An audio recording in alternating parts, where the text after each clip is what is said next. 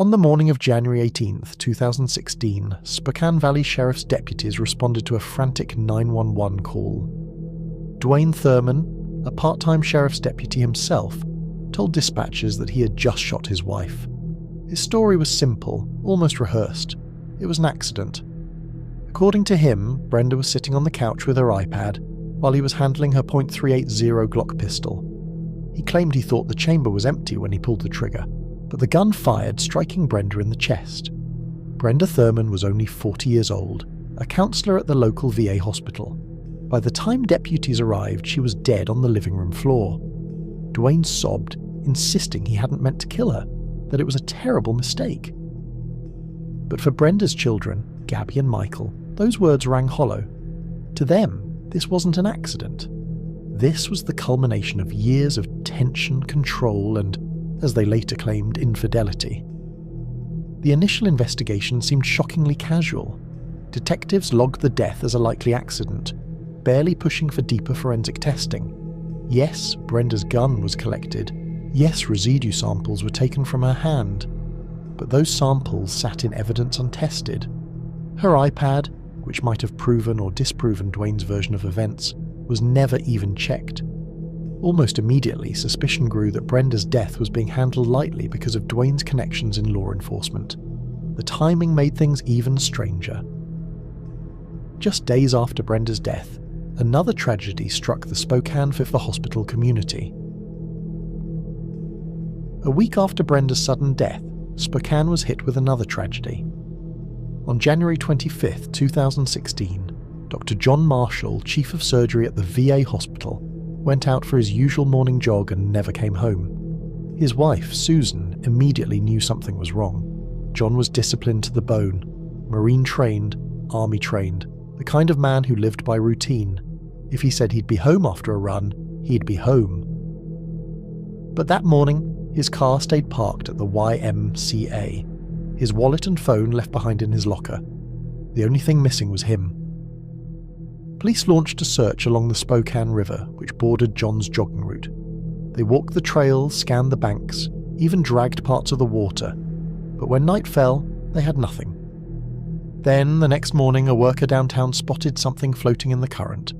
John's body caught in a cluster of bushes along the riverbank. At first glance, detectives leaned toward an accident. Maybe he slipped during his run. Maybe he lost his footing and fell into the water. But the scene raised too many questions.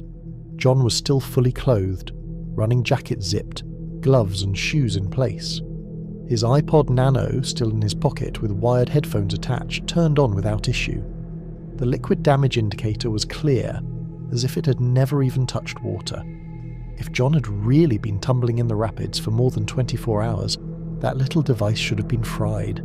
Even stranger, his body showed signs of blunt force trauma to the chest, injuries that didn't match a slip-and-fall accident. His clothes weren't ripped or torn. There were no scrapes on his body, no debris tangled in his hair or clothes, nothing to suggest he'd been dragged through a fast-moving river. It almost looked like he'd been placed there, intentionally positioned, as if someone wanted it to look like an accident. The medical examiner eventually ruled his death an accidental drowning, but Susan Marshall didn't buy it for a second. She was a surgeon herself, with years of combat medical experience, and she insisted that her husband's injuries happened before he ever hit the water. To her, it looked less like a jog gone wrong, and more like an execution. And here's where the stories began to collide. Whispers started spreading around the VA that John Marshall and Brenda Thurman may have known each other, more than casually.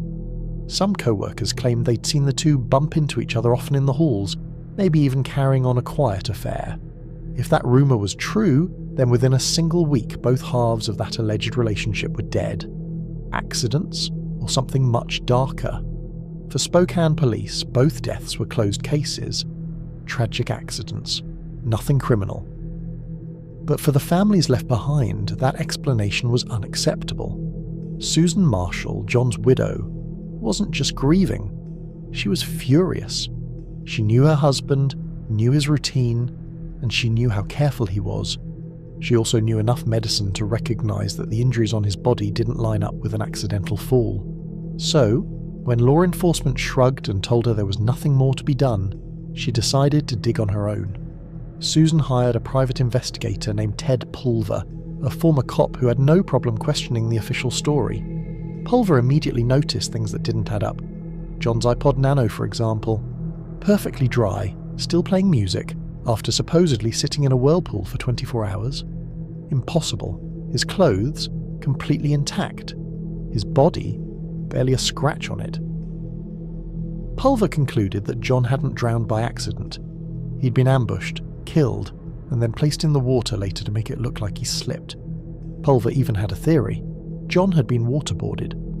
Near his body, investigators had found 2 random tubes, a garden hose and a piece of a bike inner tube, floating in the water. Pulver believed those weren't just trash, they were tools. To him, it screamed interrogation, torture, and execution. Susan, as both a wife and a surgeon, agreed. She reviewed her husband's autopsy herself and came to her own conclusion. The blunt force trauma to John's chest was pre-mortem. It happened before he died, not after. She even pointed out a red line across his throat that the medical examiner didn't mention in the official report. To her, this wasn't just sloppy police work. It was a cover-up, whether intentional or not. Meanwhile, over in the Thurman household, Brenda's daughter Gabby had been saying the same thing since day one. She never believed her adoptive father Dwayne's story about an accidental gun discharge.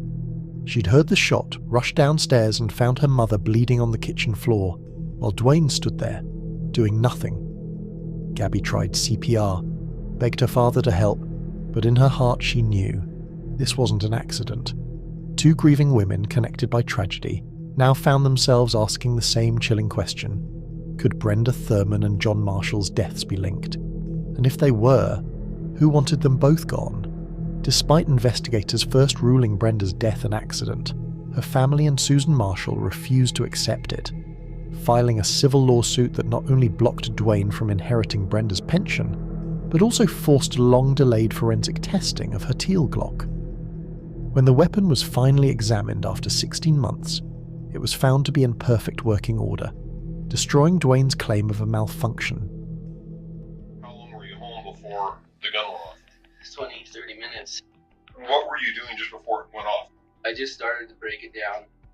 She came over, she sat in front of me, she started looking on the internet on what's the problem, what's going on with them. I started to take hers apart, and it went off. He was arrested and charged with manslaughter, though prosecutors avoided a murder charge, saying they couldn't prove intent. At trial, Dwayne broke down on the stand, insisting through tears that it had been a tragic mistake, while the jury ultimately convicted him of second-degree manslaughter, sentencing him to 5 years in prison. In the years that followed, Susan pressed to link Brenda's case to her husband, John Marshall's suspicious death, convinced both had been silenced because of an affair or the perception of one. In 2022, a new medical examiner reviewed Brenda's case and reclassified it as homicide, though double jeopardy meant Dwayne could never face a murder charge. He was released from prison that September, while John's death remains officially unsolved. 2 families still left without full justice.